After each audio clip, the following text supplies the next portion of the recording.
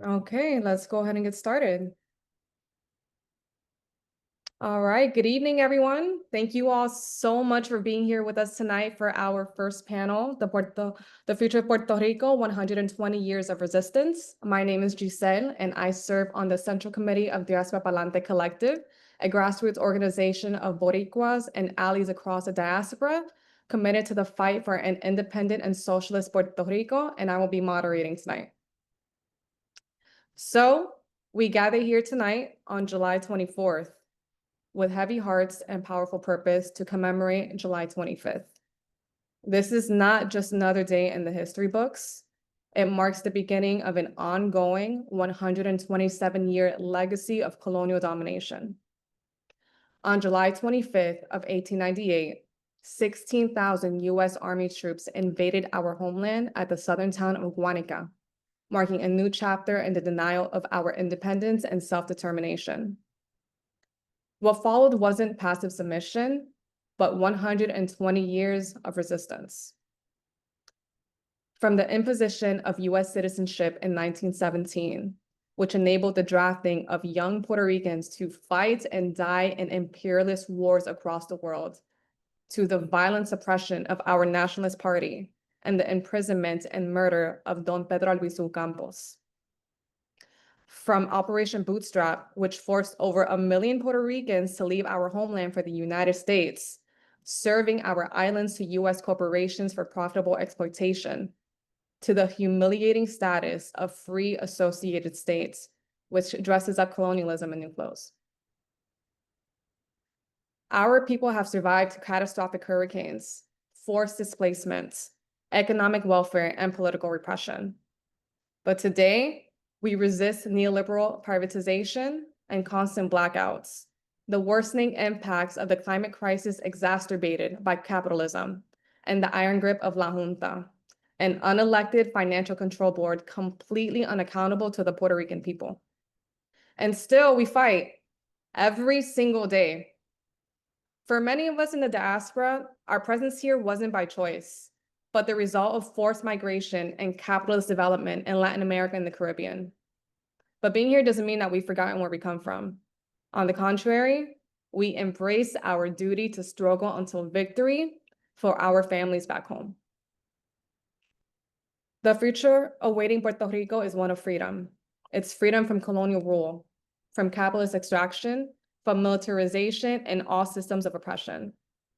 We believe in an independent Puerto Rico within a liberated Caribbean and Latin America.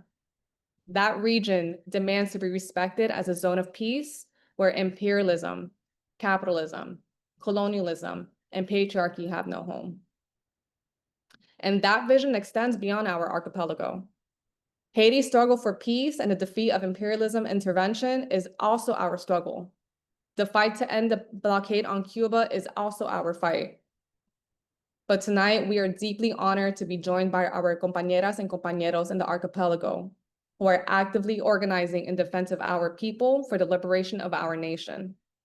They are rooted in community, grounded in history, and committed to collective freedom. So thank you again for being with us tonight. This gathering is not only meant to commemorate our fight, but also to create space for organizers in Puerto Rico and the diaspora to share stories of struggle, survival, and ongoing resistance. We're here tonight for a shared purpose: to amplify the voices of those on the front lines, to strengthen our collective commitment in the diaspora, and to organize towards a free, independent, and socialist Puerto Rico. So whether you are just beginning your journey or have been part of this fight for decades, just know everyone here tonight is now part of the story too. And with that, I would like to introduce our incredible panelists and the organizations they are representing. First, we have Jocelyn Velasquez Rodriguez, born in Maricao, Puerto Rico, to pharmaceutical workers. After graduating with a bachelor's degree in social studies from the University of Puerto Rico, Jocelyn participated in a student strike against the increase in costs. From there, she dedicated and continues to dedicate her life to the struggle for an independent and socialist Puerto Rico. She was the coordinator of La Juventud de Izquierda Revolucionaria student organization between 2005 and 2008, organized with the Frente Socialista de Puerto Rico, and is currently the lead and spokesperson for La Jornada Se Acabaron las Promesas. She continues to organize countless mutual aid and community projects. Thank you so much for being here tonight with us, comrade. Next, we have Ricardo Santos Ortiz, the official spokesperson for the Movimiento Socialista de Trabajadores, or MST, MST, an organization which he has been active for over 32 years.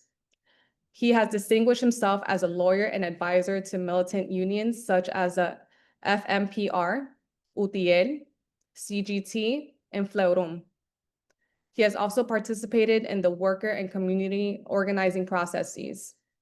He currently serves as a prominent member of the Bayamón People's Assembly, where he resides. During his student years, he stood out in the university struggle as a member of the Union of Socialist Youth. He served time in prison as part of the struggle to remove the Navy from Vieques, and for years, he has hosted the program En Línea Socialista and has contributed columns to the newspaper Bandera Roja, which is an independent workers' news source that has been ongoing for over 40 years. We appreciate you being here with us tonight, Ricky. Our next panelist is Damari Burgos Martinez. Damari is a visual artist and art teacher. Her works are playful, painting-based installations that invite us to explore our identity and development of human sensitivity. She is a community muralist and illustrator of Afro folklore books such as Puerto Rican Cinderella and The Moorish Queen by writer Julia Cristina Ortiz Lugo. She is the mother of 2 young creatives and co-founder of the Filiberto Ojeda Rios House Museum and the Western Solidarity Brigade, or BSO. BSO is a nonprofit mutual aid organization that supports the empowerment of communities in their collective processes, promoting self-sustaining community development through diverse human resources in order to achieve social, food, economic, and cultural sovereignty for a just, inclusive, and equitable society. Finally, we have Brianna Alvarado Ramos. Born in the diaspora and having returned to Puerto Rico, Brianna is one of the co-founders and Central Committee members of the Diaspora Palante Collective. Since DPC's founding in 2022, she's been educating and organizing Puerto Ricans across the US, providing an organizational vehicle for diaspora youth to become active in the movement for independence. She also represents DPC on the Popular Steering Committee of the US and NATO Out of Our Americas Network, an international campaign to demilitarize our region and declare the Americas as a zone of peace. With roots in Orocovis and Morovis, she seeks to strengthen the connections between the diaspora and the archipelago until liberation from US imperialism and until the return for our people's home. Once again, thank you all so much for being here with us tonight.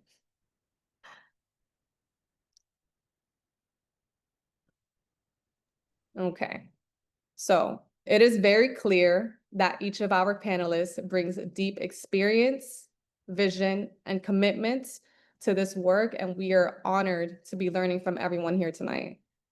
So with that, let's move into our questions and discussion portion to hear more about the work that they are leading, the conditions that they're confronting, and the path to move us forward in our fight. So our first question will be directed to Jocelyn from La Jornada Se Acabaron las Promesas. The first question is, during his life, Filiberto Ojeda Rios advocated for the formation of a broad popular front to advance the independence struggle toward victory. What are the impediments to unity across the archipelago today? How would you assess the current state of the independence movements and the particular struggle against La Junta?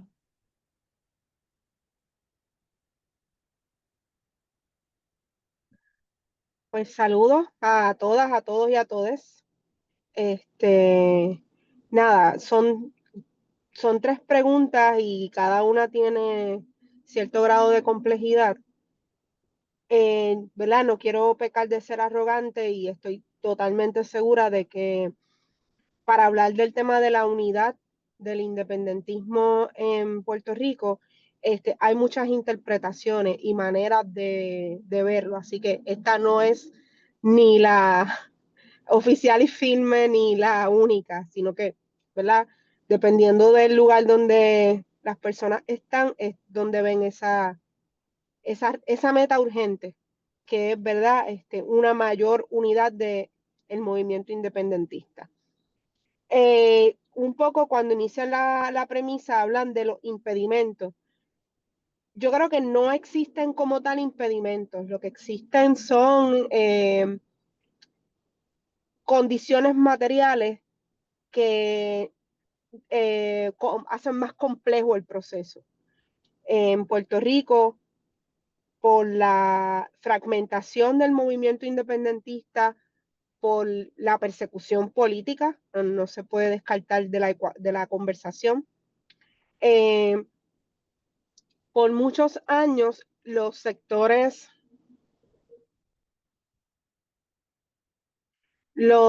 independentistas han buscado, ¿verdad? No únicamente hacer reivindicaciones vinculadas estrictamente al tema de la independencia, sino que también han sido voces de luchas comunitarias, de luchas por los derechos civiles, de luchas de la mujer, de luchas en contra del racismo, y de un montón de otras luchas. Así que eso ha causado que haya mucha fragmentación. No quiere decir que no seamos independentistas, quiere decir que a veces pues hay grupos independentistas que están dentro de su visión independentista de Puerto Rico, están más enfocados en hablar del tema racial o del tema ambiental, de la protección de las playas, de combatir la gentrificación y el desplazamiento.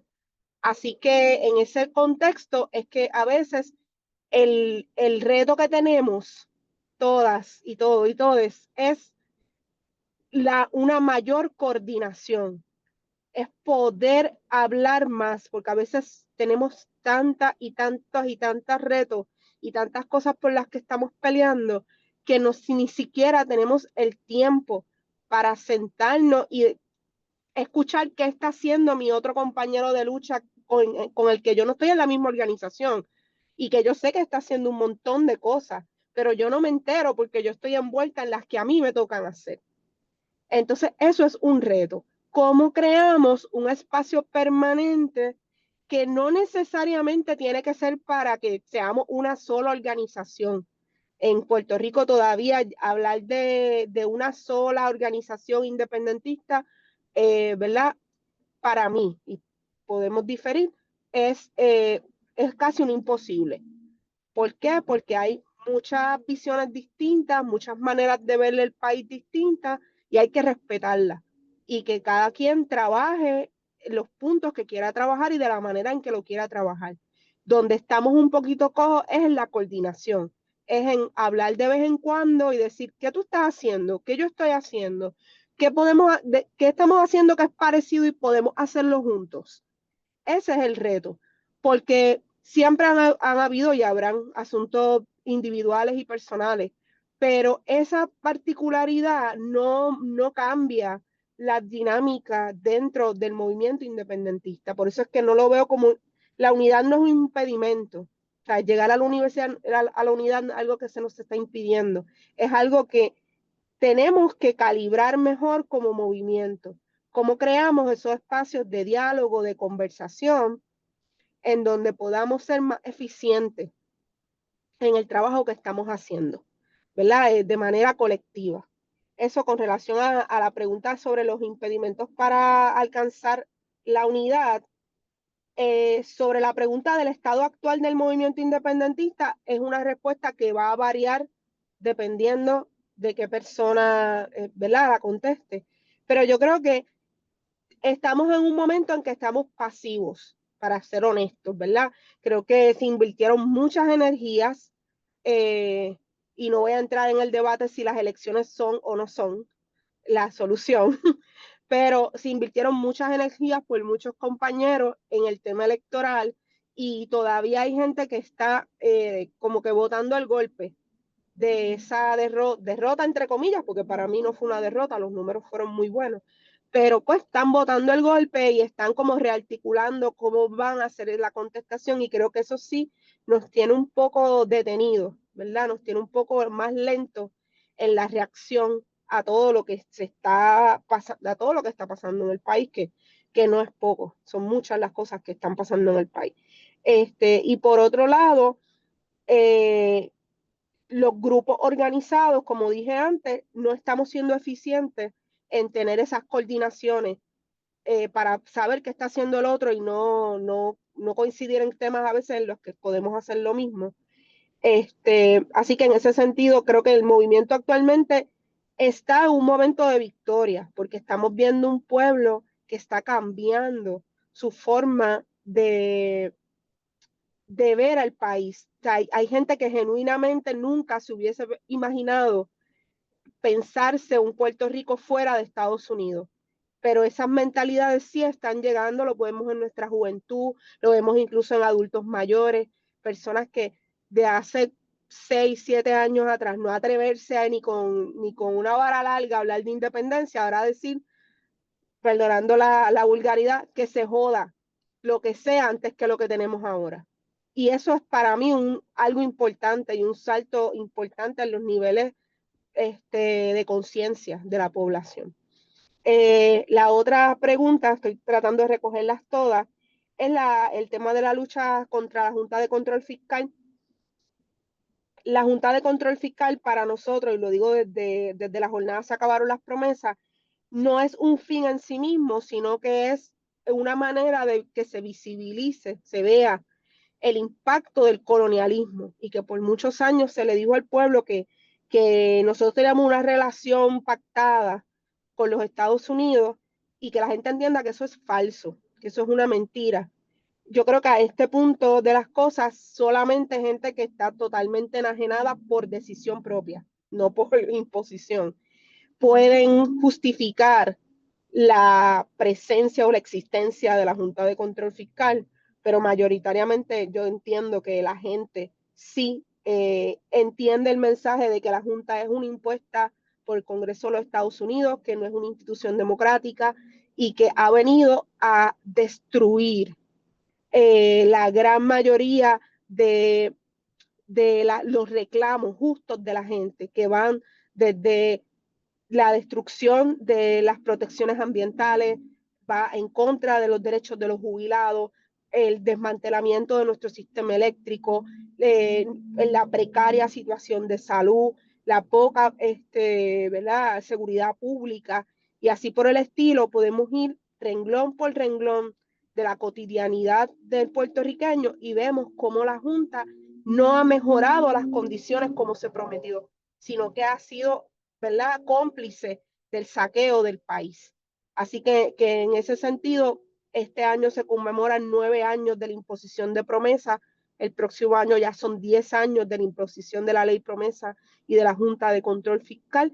Y lo que vemos es que se han degradado nuevamente los bonos del país. Así que cuando dijeron que la Junta venía a mejorar nuestra economía, ¿verdad?, dentro de esa visión económica del mercado capitalista, ¿verdad?, que no es la que por lo menos yo visibilizo, pero hicieron unas promesas y esas promesas fueron incumplidas a 10 años de la imposición de la Junta, así que por lo menos nosotros en la jornada creemos que es un momento propicio para seguir empujando la lucha en contra de la Junta, porque la lucha en contra de la Junta también es una lucha por el derecho de nuestro pueblo hasta a nuestra libre determinación e independencia. Nada, muchas gracias. Bye. Thank you so much for your answer, comrade.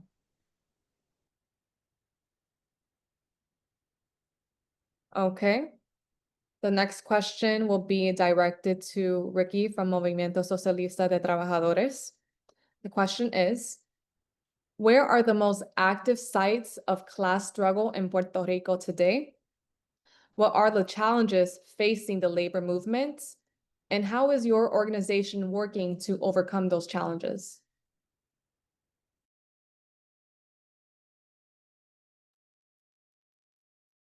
Saludos, buenas noches, compañeras y compañeros.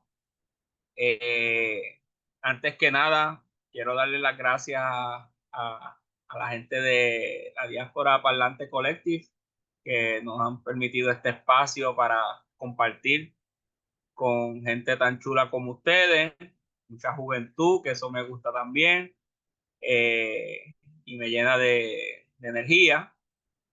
Así que, dicho eso, y para entrar directo a la pregunta, me parece que sí, que es importante dentro del contexto de la lucha contra el coloniaje en Puerto Rico, ¿verdad? Y dentro del marco de la fecha del 25 de julio, que motiva esta conversación, hablar las cosas desde una perspectiva de clase, ¿verdad? Que es por donde va dirigida la pregunta.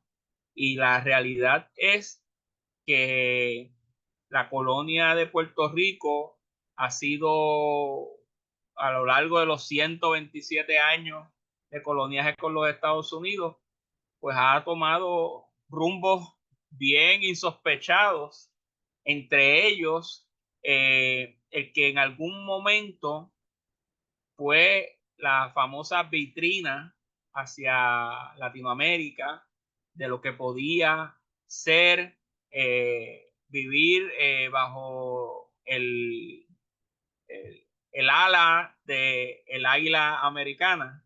Así que un poco trataron de venderle a Latinoamérica el sueño americano a través de nosotras y nosotros, y crearon esa vitrina falsa de prosperidad que la clase trabajadora en Puerto Rico, sobre todo en estas últimas 2 décadas, ha ido viendo cómo las condiciones de vida han decaído drásticamente.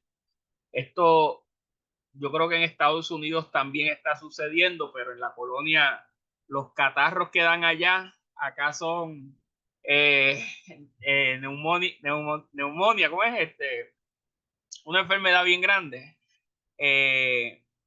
Y aquí, por ejemplo, nuestros padres, nuestros abuelos, pues podían aspirar a eventualmente comprar la casita, a que los hijos y las hijas fueran a la universidad, y que si iban a la universidad iban a conseguir un trabajo, y ese trabajo pues iba a permitirles pues tener una vida clase mediera, como dirían por ahí. Y eso era la felicidad que todos y todas aspirábamos. Eso voló en canto ya. Si para mí, mi generación de los que estamos en los 50, en las 50 primaveras, eso ya no lo es, para mis hijos y mis hijas, simplemente ni el sueño de aspirar a través de la universidad a una mejor vida lo tuvieron. Así que un poco esta generación no tiene esas musarañas, esos cuentos y esas esperanzas falsas de que aquí las cosas se van a resolver siguiendo y obedeciendo el camino que nos impone el sistema. Así que ese marco general es bien importante para entender cómo, entre comillas, de manera espontánea, la juventud se ha tirado a la calle en tantos momentos. Hoy estamos en la víspera del aniversario de Ricky Renuncia, de que se fuera el gobernador de Puerto Rico, por la lucha que dio este país tirándose en las calles. Así que el 25 de julio tiene otra cosa que se conmemora, además de tantas otras fechas icónicas, ¿verdad? Y yo creo que ahí hay unos elementos que tenemos que discutir, que tienen que ver con que la inflación en Puerto Rico está absurda, con que hace poco se aumentó el salario mínimo a 10.25, y yo hubiera pensado que eso iba a ser un cambio sustancial para la clase trabajadora, y eso la gente no lo vio, no representó nada de mejoría en las condiciones de vida de esa clase obrera puertorriqueña. Así que un cambio de $2-3 de salario, de 7.25 que estaban a 10.25, no representó un impacto, porque así de cara está el costo de la vida en Puerto Rico ahora mismo. El problema de la vivienda es muy serio y se sigue empeorando por todo lo que ustedes, yo sé que saben, ¿verdad? La gentrificación, el aumento del costo en lugares que antes no eran turísticos y ahora se convirtieron en turísticos a la fuerza, etcétera, etcétera. También es importante señalar que en estas últimas 2 décadas se ha desmantelado el gobierno de Puerto Rico, ¿verdad? El gobierno como el empleador número 1, pues ya no lo es.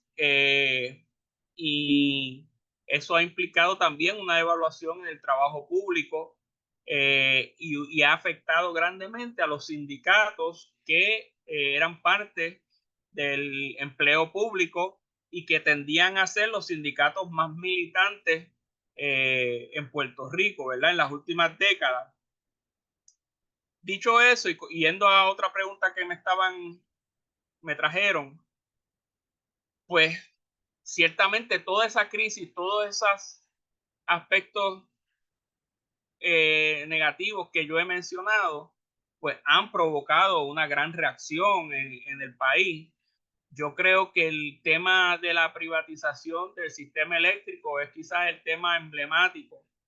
Estábamos en una discusión los compañeros y compañeras del MST y pues un poco frustrados de que no hayamos podido todavía desarrollar las fuerzas suficientes para revertir la privatización del sistema eléctrico, pero a la misma vez haciendo un análisis histórico, debemos sorprendernos de que esta es la primera privatización que ocurre y la lucha sigue. Cuando se vendió la Telefónica, fue una lucha intensa, pero una vez la vendieron, pues se cayó el movimiento.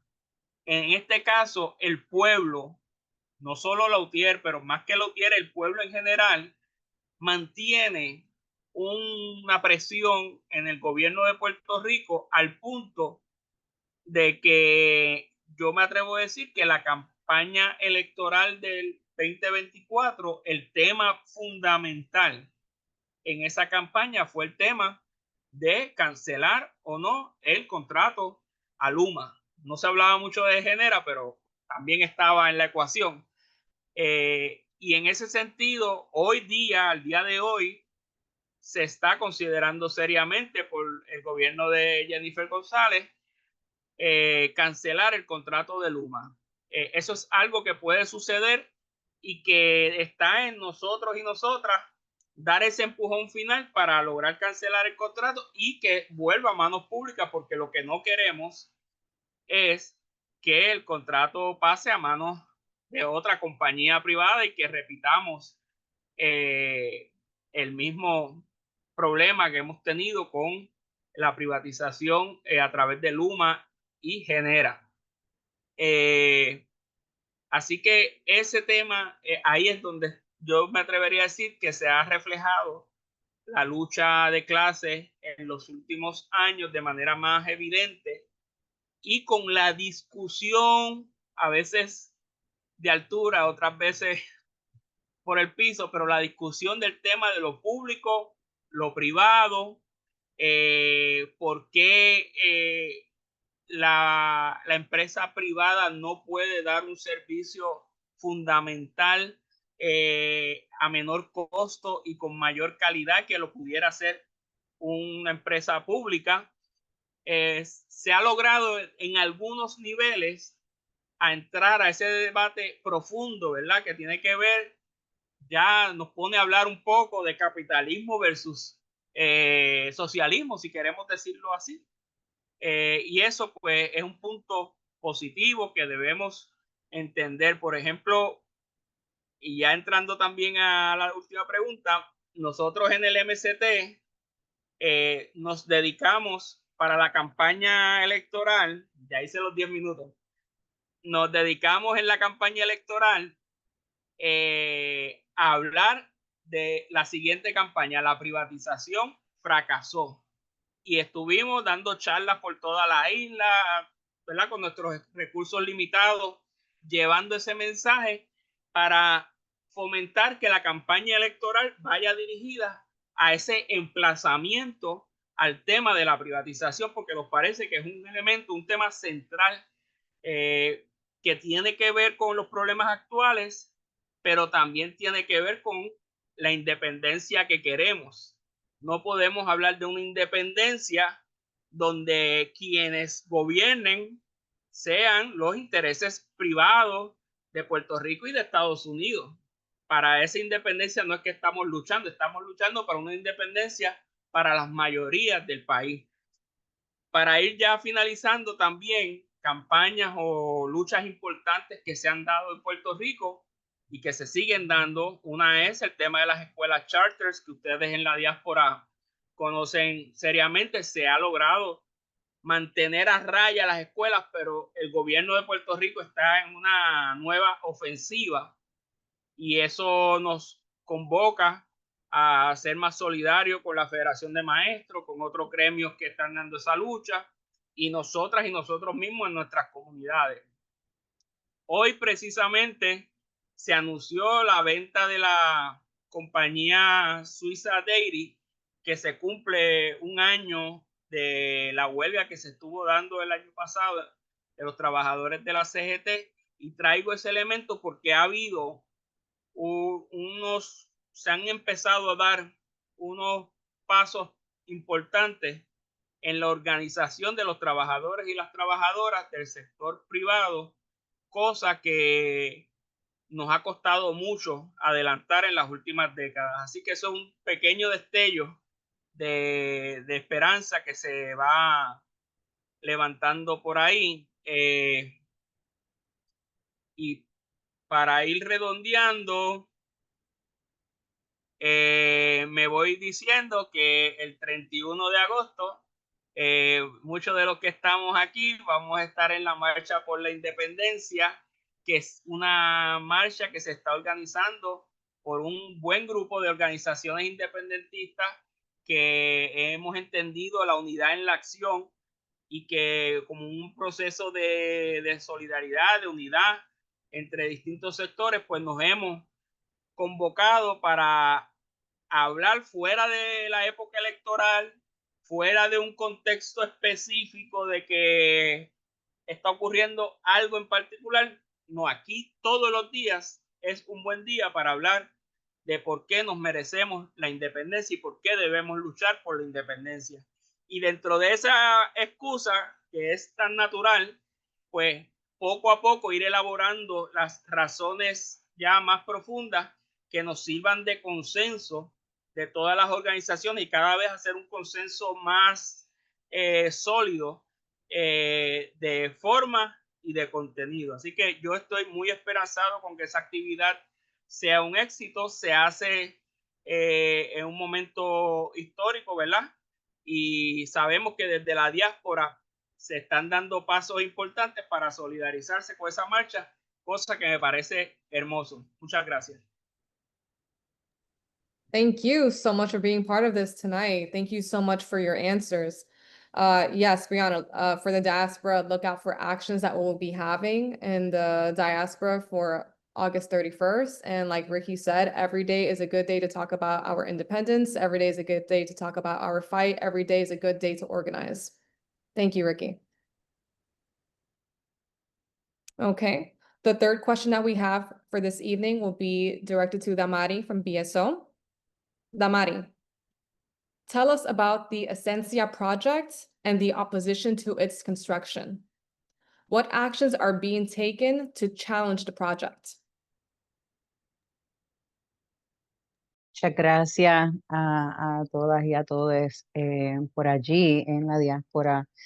Para comenzar, quería aclarar que BSO es Brigada Solidaria del Oeste y en esta noche estoy representando también a la coalición Defiende a Cabo Rojo, que no necesariamente tiene la misma visión política, pero nos hemos unido precisamente para esta lucha. ¿Me está saliendo algo de confirmar mi lenguaje? No sé. Ok, bueno. ¿Me escuchan bien, verdad? ¿Sí? Vale. Importantísimo comenzar diciendo que hoy, según las leyes vigentes y las políticas en Puerto Rico, Esencia es un proyecto ilegal que pretende precisamente robarnos una parte importante de nuestro patrimonio cultural y natural, además de la oportunidad de quedarnos o regresar a Puerto Rico. Es uno es uno entre cerca de una docena de proyectos de esta naturaleza, pero ciertamente es el más grande y a mi entender, el más obsceno de todos. Así que vamos al grano con lo que significa Esencia. Para comenzar, me parece bien importante señalar y aclarar que Esencia no es un hotel, sino un enclave que se pretende construir en medio de dos reservas naturales, destruyendo así un corredor ecológico que ya existe allí.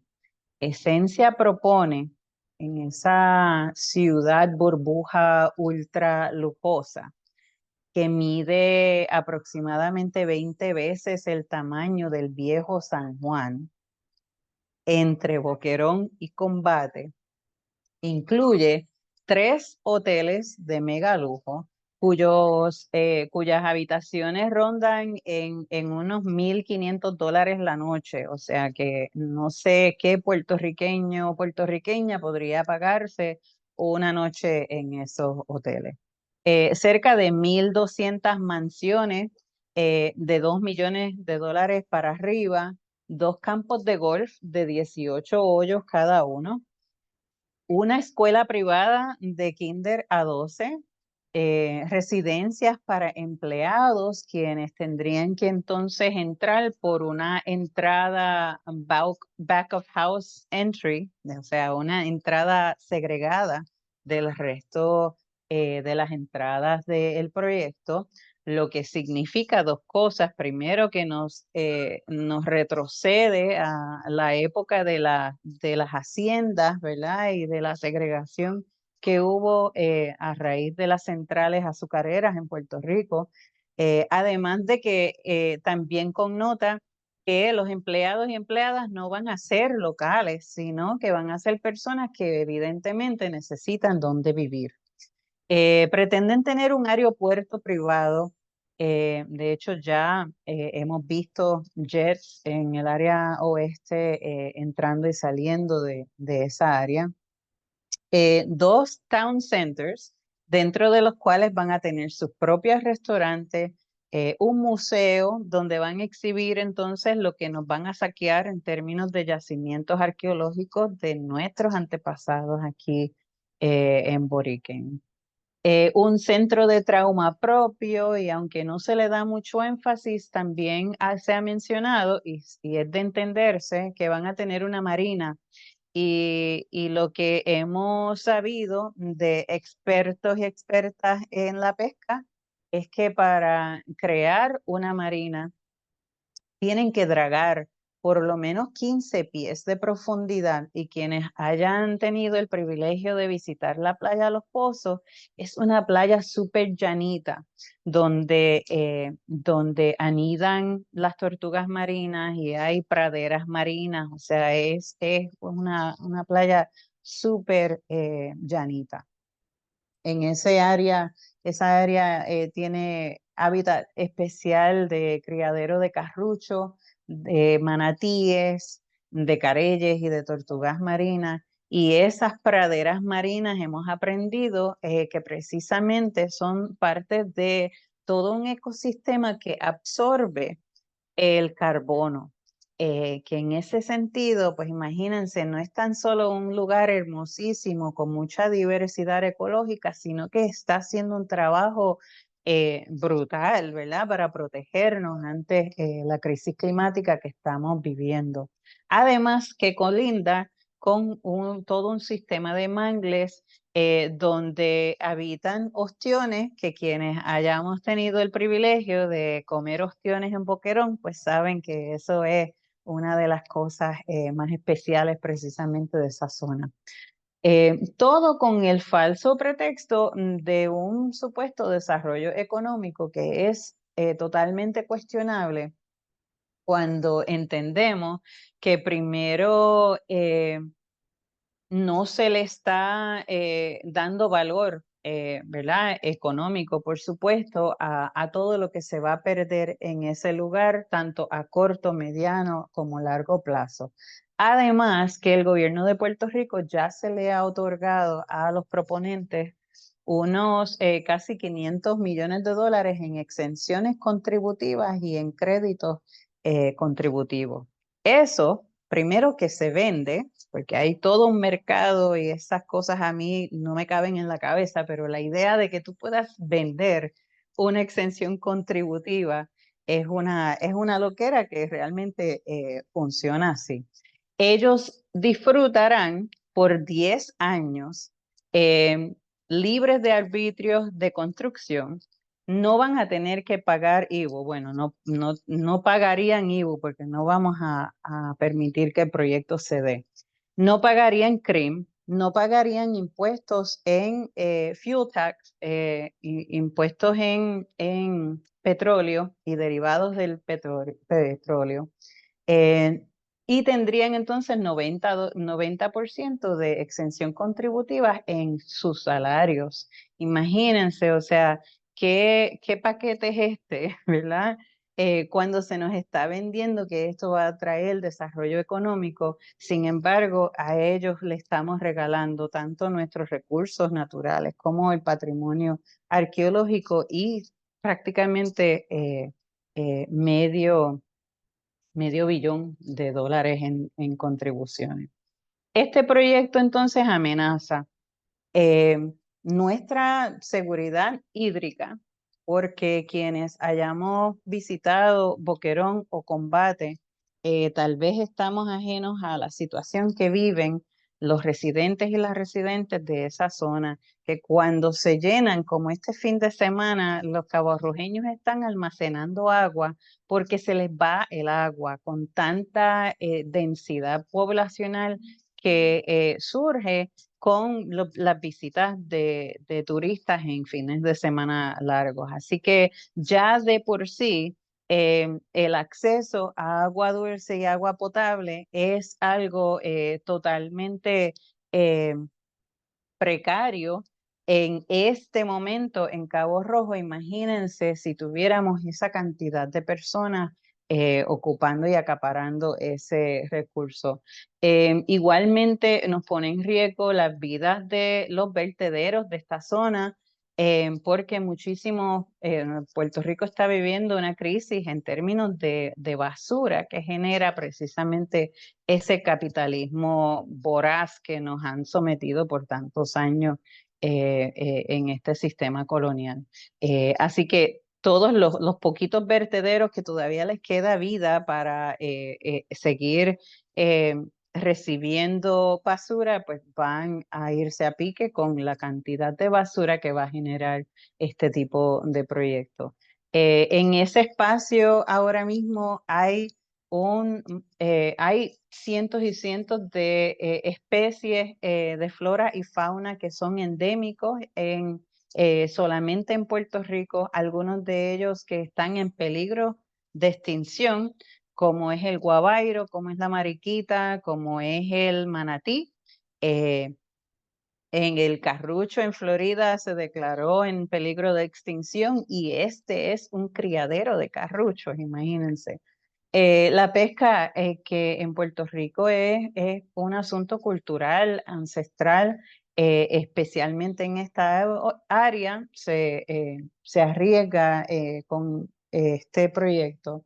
El derecho de nuestras comunidades igual a permanecer en Puerto Rico, el desplazamiento por la inflación en esta área está por las nubes. La realidad es que se estima que el sueldo mediano en Cabo Rojo es cerca de $38,000, pero las propiedades ahora mismo, el promedio son más de $380,000. Así que ya de por sí estamos viendo, y ahora mismo que estamos repartiendo hojas en las comunidades, a veces hay una manzana completa donde las casas se sabe que son alquileres a corto plazo. Así que es realmente es un peligro grandísimo cuando estamos hablando de ese plan de un Puerto Rico sin puertorriqueños, es algo que ya se está viviendo.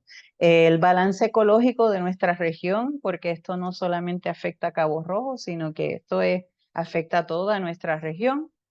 El acceso libre también a recreación, porque las playas es de lo poco que todavía nos queda a las comunidades empobrecidas, ¿verdad? Como recurso recreativo libre. En esa zona en particular hay familias enteras que llevan generaciones que acampan, que llevan casetas y van fines de semana a acampar en esa playa de Los Pozos también. Incluso impacta este proyecto, me atrevería a decir ¿verdad? Riesgo de exagerar, que esto impacta también el Caribe, precisamente por esa vida marina, ¿verdad? Pero también porque en esa zona en particular se han encontrado los yacimientos arqueológicos de nuestra ancestría más antigua de todo el Caribe. Y eso se dice fácilmente, pero es algo bien grande que no se ha estudiado todavía. Esa zona en particular es un bosque seco. Y por lo tanto, imagínense ustedes la idea de poder encontrar suficientes abastos de agua subterránea en ese lugar, en ese bosque seco, para generar 2 millones de agua 2 millones de galones de agua al día que van a necesitar en ese proyecto es una cosa demente. Y es comparable con la cantidad de agua que ahora mismo esa zona utiliza a diario. Así que imagínense ustedes a la hora de la verdad para tratar de mantener y preservar 2 campos de golf en un bosque seco. ¿Cómo se va a justificar eso cuando nuestras familias no tengan agua potable para poderse alimentar? Así que, ¿qué estamos haciendo? Bueno, hemos creado una poderosa red de aliados y aliadas a nivel nacional. Son más de 20 organizaciones que se han unido detrás de esta lucha contra el proyecto Esencia. Nuestra coalición en particular se organizó bajo la sombrilla de Defiende a Cabo Rojo, que nos pueden buscar también en las redes sociales. Con una gran diversidad de saberes y recursos y experiencias, porque hay de todo un poco ahí. Está editora Educación Emergente, por ejemplo, ICER Caribe, Comité por la Verdadera Esencia del Suroeste y nosotros también. Comité Cabo Rojeño Pro Salud y Ambiente, como se vio entonces en las vistas públicas que se efectuaron ante el OGP o la Oficina de Gerencia y Permiso. Hemos logrado movilizar y organizar, entrelazar un batallón de expertos en una diversidad de temas relacionados al proyecto, quienes generosamente han donado sus conocimientos para prevenir esta aberración. Y ante un enemigo tan ridículamente adinerado como esta gente de Rubens Brothers y Three Rolls Capital, eh, seguimos apostando y empleando toda nuestra creatividad para educar, para alertar, para movilizar al pueblo, tanto nacional como internacionalmente. Eso incluye igualmente a legisladores que acostumbran moverse en rebaños con sus partidos sin leer bien los proyectos legislativos que aprueban por descargue. Ahora mismo hay por lo menos 3 proyectos de esa naturaleza. Está el PS 79, el 81 y el 273, ahora el 615 también. Los 4 proyectos de ley están dirigidos precisamente para hacer legal lo que es ahora mismo ilegal en Puerto Rico, que es este proyecto Esencia. ¿Qué pueden hacer? ¿Qué podemos hacer en términos de acciones? Pues la diáspora es, como siempre, esencial. Únanse a esta lucha. Nosotros hemos generado un montón de documentos y hay un Linktree que por ahí lo puedo subir al chat. Es un depositorio de esta información porque yo sé que es mucha y es súper densa, pero pueden bajar los documentos, pueden traducirlos, pueden crear imágenes. Igualmente nos pueden taguear por las redes y nosotros tratamos siempre de compartir para adelante lo que se comparte en este sentido.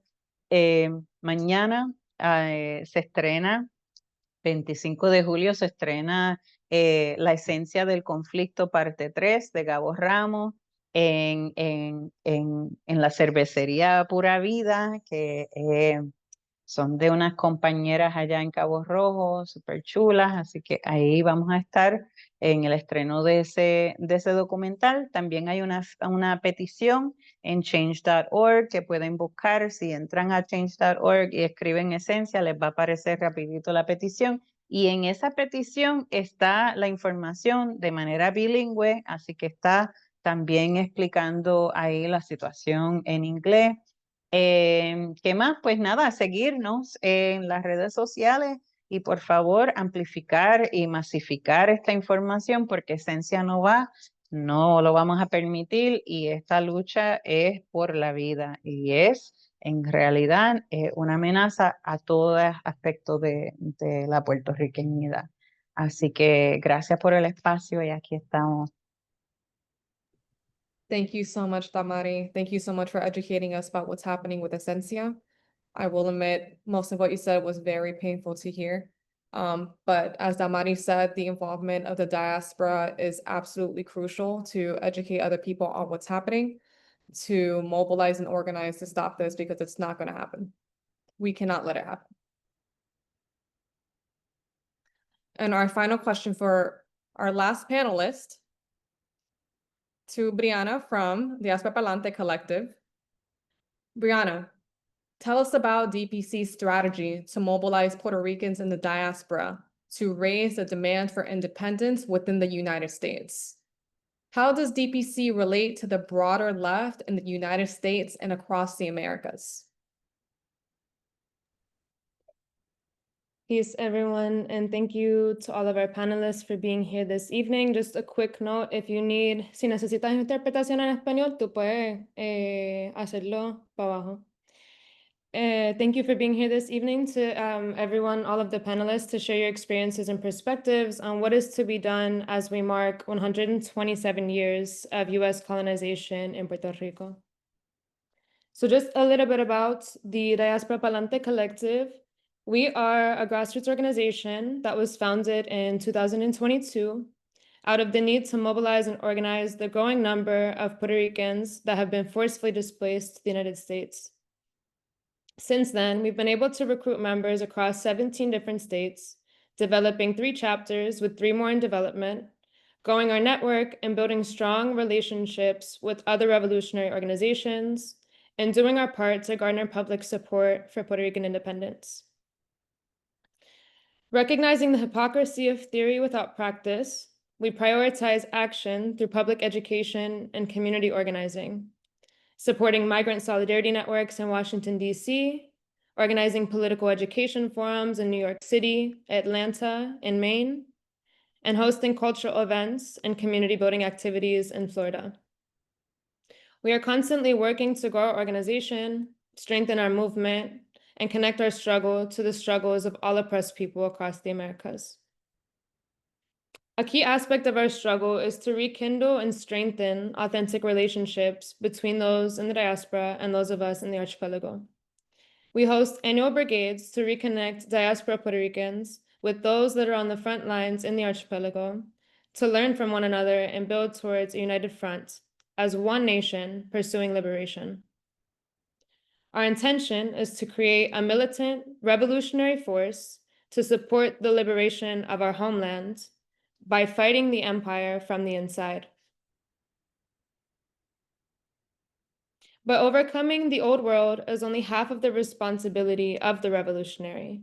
Our 13-point program outlines our vision for the new world to be built in its place, a vision of peace and dignity, of independence and socialism, of all power in the hands of the people. The United States, as we all know, today confronts an uncertain future. In every corner of the world, the empire faces formidable and unprecedented challenges to its legitimacy and hegemonic power. The correlation of political, economic, and social forces, both international and domestic, have provoked an existential crisis for the US-led world system. Those of us in the United States are in a unique position, geographically, politically, and culturally, to impact the colonial system from its place of origin.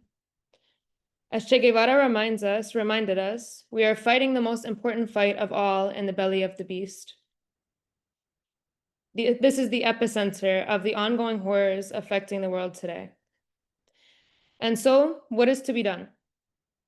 To respond effectively to the crises in front of us, it's crucial that we broaden our basis of unity with all oppressed people throughout the world, combining our energy through joint campaigns, sharing tactical and strategic guidance based on lessons learned across a variety of environments and conditions, while understanding that we share a common enemy.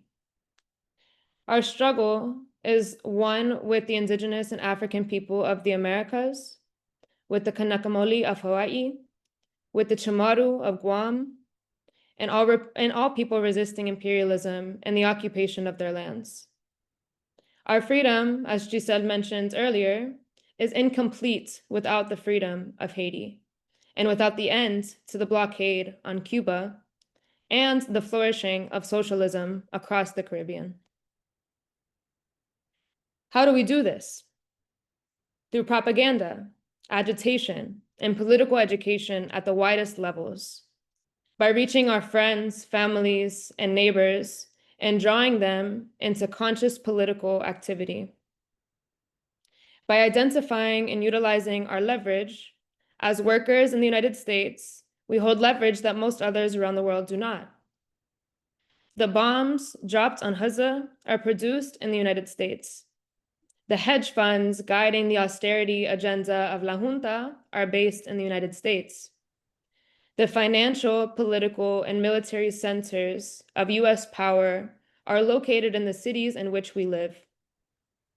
How do we leverage our proximity to the physical infrastructures of global capitalism and imperialism, including those corporations and institutions carrying out the ongoing occupation of Puerto Rico? But political education also includes the teaching and learning of practical skills to infuse our communities with confidence and popular power. The power to defend and sustain ourselves through the challenges of protracted struggle. Power which can then be channeled into concrete structures guided by a shared program of demands and objectives. No politician, no institution, and no colonial government will save us. Our future lies in our hands. Ultimately, our vision for the Americas, from Canada to Chile, to be respected as a zone of peace, where the forces of imperialism, colonialism, capitalism, and patriarchy are unwelcome. We must continue to demand the demilitarization of both the United States and Puerto Rico, following the example of our sisters and brothers in Vieques and Culebra, to restore our lands and local economies and sustain our cultures and ways of life through mutual respect and peace. As we all know, the consolidation of fascism in the United States requires urgent and collective intervention by all people of conscience. The task in front of us requires immediate action, principled unity, and strategic organization. We have no time to waste. Some of us have dedicated our entire lives to this struggle. Some of us have only just begun this fight. Our organization may be young, but we carry ourselves as if the future of our people and nation is at stake, because it is. By embracing the demands of continuous struggle and with the combined strength of our collective forces, we will see liberation in our lifetime. It's in our hands to do what must be done until victory. Que viva Puerto Rico libre y socialista y que viva nuestra América. Thank you, guys. Thank you so much, Brianna. Even though you're from the diaspora, but no longer in the diaspora, thank you so much for the work that you do. Thank you for Diaspora Palante Collective. You've given a lot of us in diaspora a home to organize and fight together. So now we will be moving on to the question and answer portion of this event tonight. Shall you have any questions for any of our panelists? Please raise your hand so you can be on stack. Alternatively, you may also drop your question in the chat and we'll be happy to read it out for you. We have a question from Davina for Damari. And the question is, do you know where PS 71 and PS 81 are in the legislative process? ¿En español o en inglés? Lo que tú prefieras. Ok, bueno, entiendo yo que ambos pasaron ya en el Senado y están por verse en la Cámara de Representantes. No tengo claro si la 79 ya pasó, pero la 81 se supone que la pusieron en hold para la próxima sección legislativa. Lo que sí pasaron, y esto nos ha dejado de verdad que patidifuso, yo no sé cómo tú vas a traducir patidifuso, pero perdóname, ¿ves?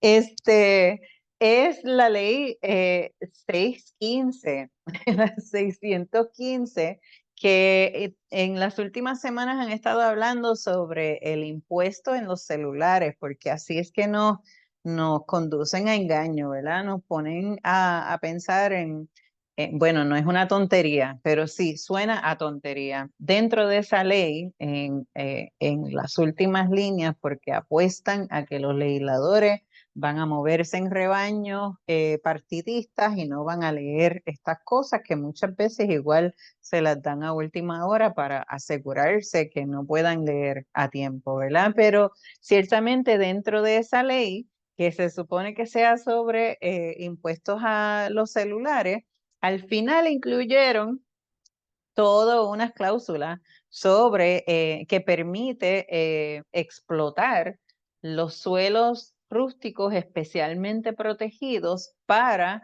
proyectos de infraestructura que hayan designado como proyectos estratégicos bajo la ley promesa. Fíjense cómo algunas personas quizás cuando escucharon sobre este panel habrán pensado, pero ¿y estas tres personas por qué van a estar juntas? Es que todo esto se entrelaza. La realidad es que lo que estamos viviendo, la debacle que estamos viviendo en Puerto Rico ahora mismo es precisamente por el desmantelamiento que Promesa ha causado en Puerto Rico. Tanto lo que Ricardo decía sobre la falta de empleados gubernamentales que se supone que sean las personas que evalúen estos proyectos, expertos, científicos, agromensores, ¿verdad? O sea, había en algún momento todo un gobierno, un aparato gubernamental que vigilaba por nuestros recursos, que protegía nuestro patrimonio cultural, que salvaguardaba este patrimonio. Y ahora lo que buscan entonces es venderlo todo como a precio de pescado abombado. Así que eso es otra de esas leyes y esos proyectos de ley que ahora depende de la gobernadora y hay que ejercer presión para que ella no firme ese proyecto. Y si es entonces atacando la ley porque va a establecer un impuesto sobre los celulares, pues bueno, vámonos por ahí. Pero no nos engañemos ni tampoco trivialicemos lo que se está haciendo. Y el 273, que es el proyecto que busca entonces trasladar los bienes culturales y patrimoniales de Puerto Rico, el Instituto de Cultura Puertorriqueña, bajo la oficina de gerencia y permiso, perdón, de desarrollo económico. Así que es la manera en que están tratando de vender todo lo que es patrimonio nuestro colectivo. Thank you so much, Damari. We have another question, stating that someone spoke recently, one of the panelists spoke recently about the most recent election. Could any one of the panelists speak about an analysis of the PIP?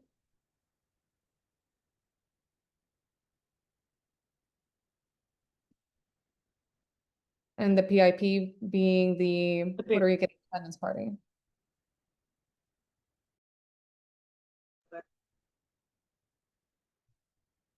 Bueno, voy a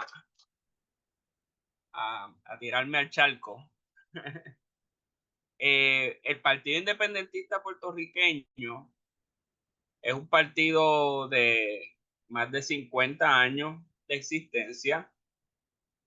Por las últimas décadas era un partido que apenas lograba quedar inscrito o conseguir votos suficientes para poder competir en las próximas elecciones. Hubo cuatrienios que no pudo quedar inscrito. Así que era un poco reflejo de la crisis del independentismo en general. Y ciertamente en las últimas dos elecciones, pues los números del Partido Independentista Puertorriqueño han aumentado exponencialmente, lo cual para todo el sector independentista, pues ha significado algo, ¿verdad? De uno sentir un grado de satisfacción, porque ciertamente, independientemente de las diferencias que uno pueda tener contra el PIB, todos los que levantamos la bandera de la independencia sufrimos los mismos ataques. Todos nos atacan como de comunistas, de macheteros, así que podemos internamente tener muchas diferencias, pero de afuera hacia adentro nos ven a todos como el enemigo del gobierno de los Estados Unidos, del gobierno de Puerto Rico, y que queremos llevar a Puerto Rico a la miseria, etcétera. Así que cualquier adelanto de cualquier sector independentista, pues yo por lo menos lo considero como un paso positivo.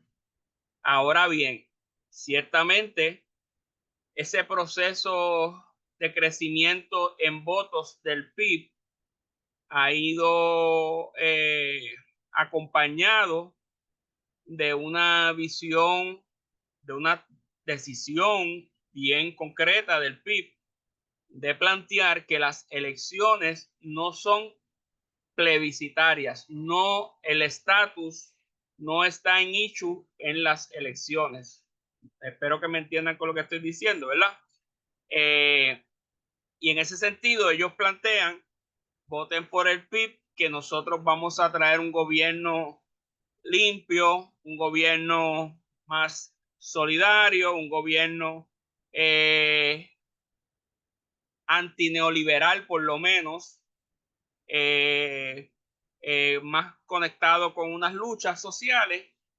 Y el tema de la independencia lo podemos discutir en otro proceso aparte. Ellos le llaman la Asamblea Constitucional de Estatus. Y esa es su forma de manejar ese asunto. Sin embargo, en estas últimas elecciones, el gobierno del Partido Nuevo Progresista incluyó una pregunta en la elección que era: ¿qué usted quiere? ¿Estadidad, independencia o libre asociación? Y entre paréntesis, libre asociación es una forma de independencia. Y el PIB, nosotros, yo diría que toda la izquierda independentista, rechazamos participar de ese referéndum que no tenía sentido, que era por razones estrictamente electorales que lo hacía el PNP, aunque todos los que votamos en las elecciones allá dentro de la caseta votamos a favor de la independencia, ¿verdad? Porque eso no vale, pero por si acaso, vamos a votar por la independencia. Y los votos de la independencia y de la libre asociación y los miles de votos de abstención, uno puede ya identificar que hay un número extraordinario de personas que apoyan la independencia o están dispuestas a hablar de la libre asociación como una forma de independencia.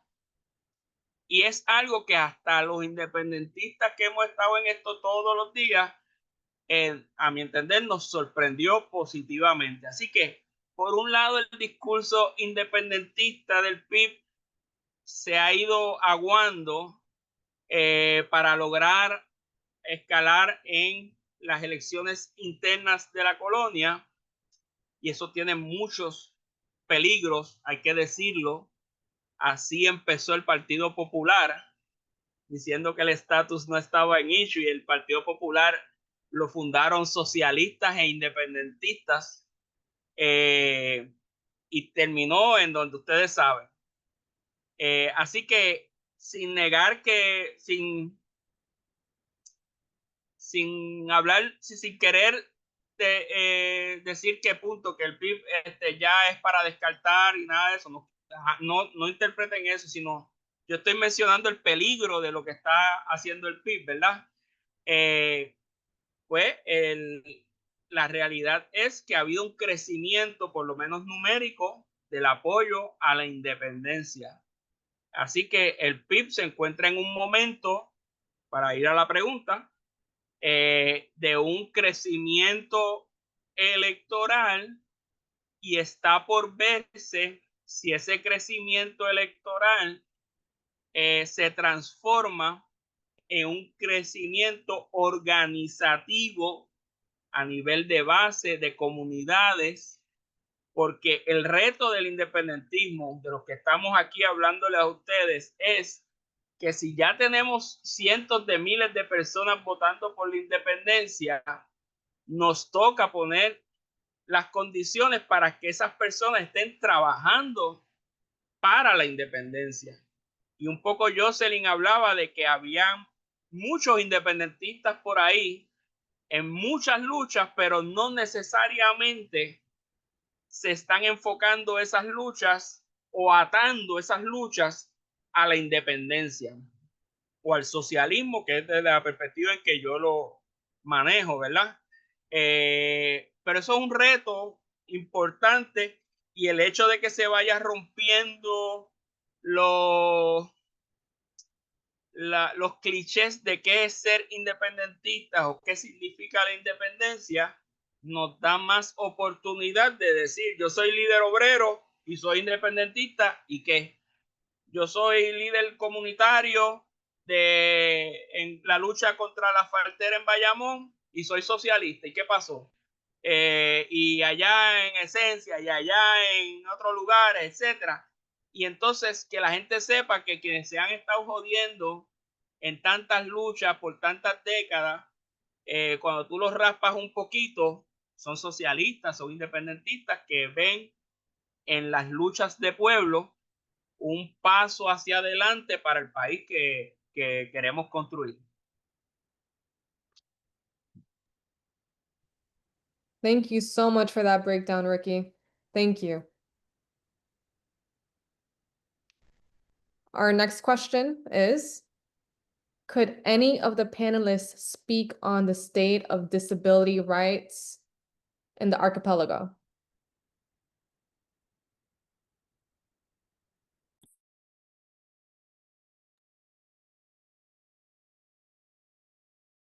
Saludos. Si me pueden explicar un poquito mejor la pregunta. Están hablando de las personas con diversidad.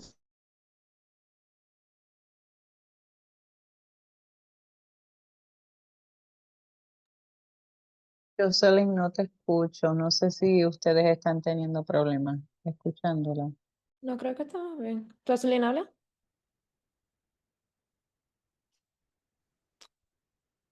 Se fue, se fue.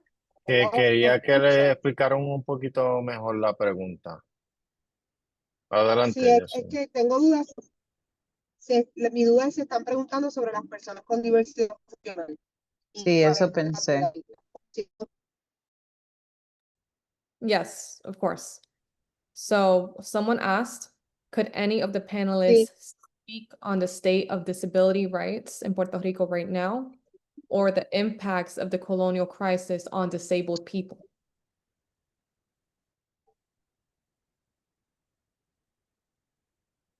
Jocelyn. Eso mismo Pues es, mira, Jocelyn. ok, ok. Pues mira, yo soy mamá de una persona con diversidad funcional. Mi hijo es autista. Es una invitación a irte del país, ¿verdad? Tener un hijo con algún nivel de diversidad funcional es casi una exigencia de que te vayas porque no van a haber ni los recursos escolares ni los recursos de salud. Nuestro sistema educativo no está, ¿verdad? A la altura o es tan desarrollado como en otros países. Y, por ejemplo, para dar un ejemplo sencillo que se pueda entender, aquí se está diagnosticando autismo como si eso fuera a vender una libre pan en una panadería. A cualquier muchachito le diagnostican autismo y cuando tú vas a las nuevas tecnologías, especialistas, estudios, te dicen que hay otros trastornos que son similares al autismo, pero que no son autismo. Y aún así insisten en crear este zafacón, porque eso es un zafacón, en donde cualquier persona que tenga una, dos o tres cositas que se puedan vincular al autismo, pues ya es autista, aunque en el resto del mundo no lo sea. Entonces, ¿cuál es el problema que trae eso? Que no hay un tratamiento adecuado para esta población. Entonces, los papás y las mamás que soñamos y que queremos tener hijos que sean funcionales porque en algún momento nos vamos a morir, ¿verdad? Y queremos dejar esto a un ser humano que sea capaz de vivir independientemente, pues sabemos que en la isla al final no le van a dar el tratamiento que realmente necesita para su condición, porque el sistema está diseñado simplemente para hacer como una pantomima, un show, un espectáculo en donde ellos fingen que cumplen con una expectativa, pero a la hora de la verdad, los niños, las niñas, los jóvenes y los adultos con diversidad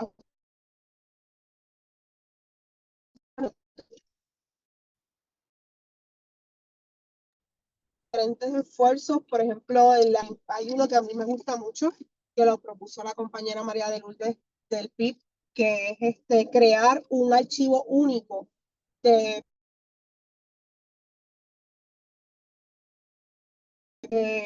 neurocerebrales dentro de su diversidad funcional, para que los hospitales, cuando ellos lleguen, puedan tener acceso a su historial médico y ellos no tengan que dar tantas explicaciones solos, porque, ¿verdad? Si papá y mamá o hermana o tío no están, pues ellos puedan llegar y que tengan ese apoyo. Pero pues, como siempre, dentro de la colonia, los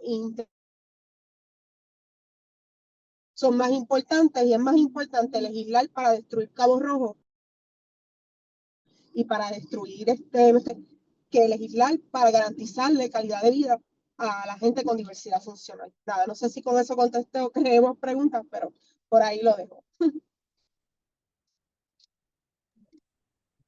Thank you so much, Jocelyn. So we also have a question about DPC. Someone was asking what mutual aid work for the diaspora in New York, New Jersey has DPC taken part of? Yeah, I can take that. So the wait until interpretation. Okay. The New York, New Jersey chapter is still fairly new, and so they really haven't undertaken a lot of mutual aid work that we eventually want to build towards. But I can speak on some of the migrant solidarity work that I was helping along with a couple of our comrades that are on this call in Washington, D.C. And for those that are aware, mutual aid is really just caring for one another's needs, material needs, as we know that the current system that we live under doesn't give to us. And so, for example, we were doing work with an organization called Good Trouble Co-op, based in Columbia Heights in Washington, D.C., to support with, feeding our neighbors, providing them with basic household items, shampoos, soaps, things of that sort. And beyond this, I think something that we really try to hold with mutual aid is this idea that in order for it to be mutual, it has to be moving away from the charity model of doing things. And so the way that we do that is by providing political education and having conversations with the people that we are providing basic needs for. One, providing those basic needs allows for us to build trust, and then you're able to have political conversations. And so a lot of those conversations that we've been having are around why migration is happening and why people from Latin America and the Caribbean are forced into the US. And as a Boricua, having a very particular experience with this, because we are quote unquote US citizens, although that citizenship, as we know, was imposed. But being able to explain the root causes for this forced migration, which is imperialism. That is the reason. And so being able to do that, and more with the Migrant Solidarity Network that exists in DC, we've been able to build a really strong relationship with them to support in the defense networks against the ICE raids that are happening at the current moment. And so being able to show up whenever we know that there is an ICE raid happening at a school, at a hospital, and helping defend our neighbors in that way. Of course, it's a learning process, and it's something that we are, trying to navigate as we continue to build these defense networks, and what that could look like in terms of stopping these kidnappings. But essentially, it really just starts with building trust and being in your community and getting to know the people in the neighborhoods in which you are organizing. So thank you for that question.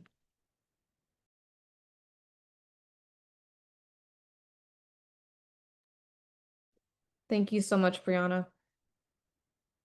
Okay, so we do have one last question.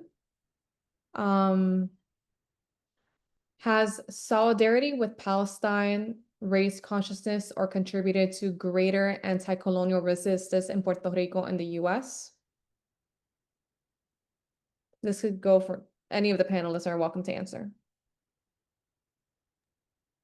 Eso es tremenda pregunta. Yo no sé cómo la ven les compas, ¿verdad? Pero por lo menos desde acá yo creo que para al menos las personas que me rodean, ¿verdad? Yo creo que la situación en Palestina nos ha levantado y nos ha abierto los ojos grandemente, porque hay tantas y tantas similitudes y porque es evidente que hay una intención, ¿verdad? De crear, por ejemplo, dependencia total en términos de alimentos, en términos de la violencia, el uso del hambre como arma, ¿verdad? O sea, yo creo que nos hemos visto reflejados en ese genocidio y verdaderamente pues siento que los paralelismos son espeluznantes y también ha creado mucha conciencia de que para los imperios siempre las colonias van a ser desechables y siempre seremos vistos como ciudadanos de tercera y cuarta clase, precisamente porque el coloniaje, a mi entender, tiene unas raíces que son fundamentalmente racistas. Así que es mi apreciación. Sí, yo quisiera añadir a lo que dice la compañera. Yo creo que ha sido un proceso de esos que son agridulces.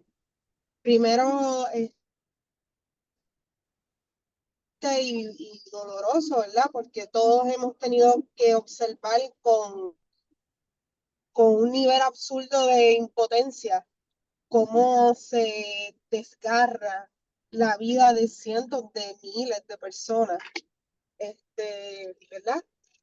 Y sobre eso no hay más que reconocer que es una tragedia humana que tendremos que cargar con la culpa generaciones por lo que estos gobiernos enfermos y psicópatas han decidido hacer con toda una población. Pero en el caso específico de Puerto Rico, yo creo que también, y creo que Ricardo, que también es parte de la red de solidaridad con Palestina, igual que ¿sabes? Ricardo como representante del MST y nosotros como de la jornada se acabaron las promesas, es que también hemos visto esa cara de una gran población palestina en Puerto Rico, que yo creo que ni nos imaginábamos que habían tantos palestinos viviendo en Puerto Rico, y no únicamente que se identifican como palestinos, sino que también se identifican como puertorriqueños y como boricuas, y que usan, ¿verdad?, esa lógica que la compañera está explicando de decir, mira, es que yo vengo de dos colonias, yo fui invadido, ¿verdad?, por Israel y fui sometido por el pueblo de Israel a un coloniaje brutal en Palestina, y cuando en Puerto Rico.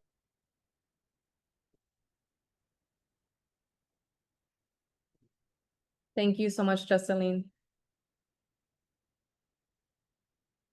Okay, that just about concludes all the time that we have dedicated for the panel this evening. I would just like to say a couple remarks before we close off for the night. So, once again, 100. Perdón. Perdón que te corté.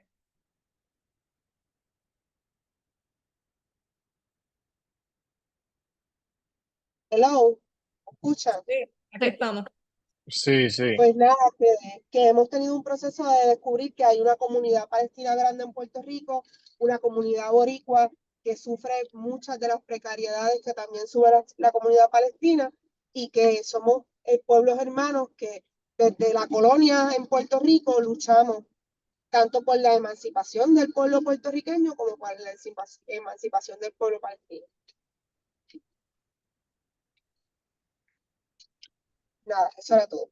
Estoy en el campo. Beautiful, thank you so much. Okay, so we're just about ready to wrap up for the evening.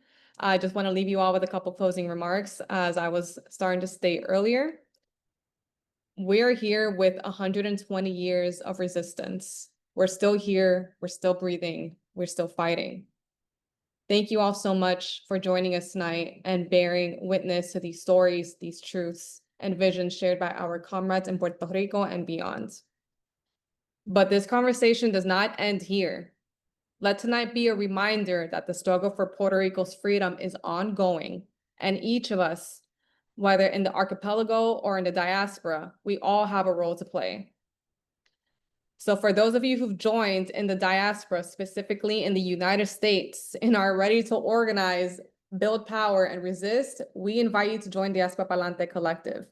Find us on Instagram at Diaspora Pa'lante Collective. We also have a website, diasporapa'lantecollective.org, where you're able to fill out the interest form there.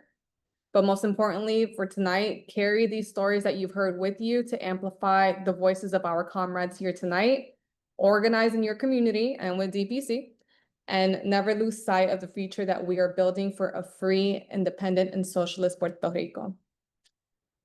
Que viva Puerto Rico libre, carajo. Yes, Brianna, that's right. Thank you all so much. Good night. Besitos y bendiciones. Special thank you again to our comrades joining us from Puerto Rico. Gracias.